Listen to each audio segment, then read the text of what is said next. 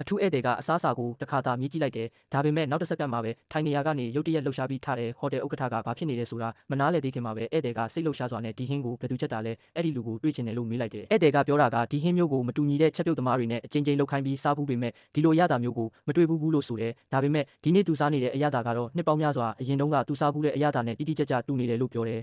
ဒါဟာ Poch Tag ကတလုံးသာဖြစ်ပေမဲ့တကယ်အဓိပ္ပာယ်ရှိတဲ့ဟင်းပဲဖြစ်တယ်ဒီလိုကြားလိုက်တဲ့အခါဟိုတယ်ဥက္ကဋ္ဌကလည်းကိုယ်တိုင်ဟင်းကိုမြည်ကြည့်လိုက်ပြီးချက်ချင်းပဲအမတ်တရတွေတဲကိုပြန်သွားတယ်လို့ဖြစ်သွားတယ်သူကကလေးဘဝတုန်းကဖမ်းဆီးခံခဲ့ရပြီးမိန်းကလေးငယ်တစ်ယောက်ကသူ့ကိုကယ်တင်ခဲ့ပြီးဒီဟင်းကိုချက်ပေးခဲ့တာကိုသတိရလာတယ်အဲ့ဒီအရသာနဲ့အဲ့ဒီခံစားချက်ဟာဒီနေ့မှပြန်လည်တက်လာခဲ့တယ်ဧည့်သည်ကထပ်ပြီးအော်ဟစ်ပြီး Hatchet ကိုတွေ့ချင်တယ်လို့ပြောတယ်အဲ့ဒီအချိန်မှာ Hatchet လာရောက်လာပြီးဧည့်သည်ကစိတ်ခံစားမှုနဲ့တူသူမကိုကျေးဇူးတင်ပြီးဟိုတယ်ကိုအကောင်းဆုံးအဆင့်တက်မှတ်ချက်ပေးမယ်လို့ကတိပေးတယ်အားတင်နေစေဥက္ကဋ္ဌက Hatchet စီကိုလှမ်းသွားပြီးဒီဟင်းကိုမင်းပဲချက်တာလားလို့မေးတယ် Hatchet ကချက်ချင်းပဲဒါကကျမဖန်တီးထားတဲ့ဟင်းပါလို့ပြန်ဖြေတယ်ဒါပေမဲ့အဲ့ဒီအချိန်မှာမိန်းကလေးတစ်ယောက်ကရုတ်တရက်အမြန်တက်ပြီးဘာလို့မူသားပြောနေတာလဲဒီဟင်းကိုကျမပဲချက်တာလို့အော်ပြောလိုက်တယ်စားတောက်ဆိုင်တစ်ခုလုံးချက်ချင်းပဲတိတ်ဆိတ်သွားတယ် Hatchet ကပြန်ပြီးကျမက Hatchet ပါဒီဟင်းကကျမရဲ့လက်ရပါလို့ပြောတယ်အဲ့ဒီအချိန်မှာ executive တစ်ယောက်ဝင်လာပြီးနှစ်ယောက်လုံးမတော်မတရားမငင်းကြပါနဲ့အမှန်ကိုသိချင်ရင်ကျမရဲ့ချက်ပြုတ်ပြန်ပွဲမှာဝင်ပြိုင်ကြပါအဲ့ဒါနဲ့ပဲဘယ်သူကတကယ် Hatchet လဲဆိုတာဆုံးဖြတ်မယ်လို့ပြောတယ်ပြိုင်ပွဲကိုချက်ချင်းစတင်လိုက်တယ်ပထမအချိန်မှာ Hatchet က Casco တပွဲပြုလုပ်ခဲ့ပြီး executive က Lime အထူးဟင်းတပွဲပြုလုပ်ခဲ့တယ်ဟင်းနှစ်ပွဲလုံးကိုဧည့်သည်စီတင်ပြလိုက်တယ် executive ရဲ့ဟင်းကိုအရင်မြည်ကြည့်ပြီးအရသာဖန်တီးမှုနဲ့တင်ဆက်ပုံအားလုံးပြီးပြည့်စုံတယ်လို့ပြောတယ်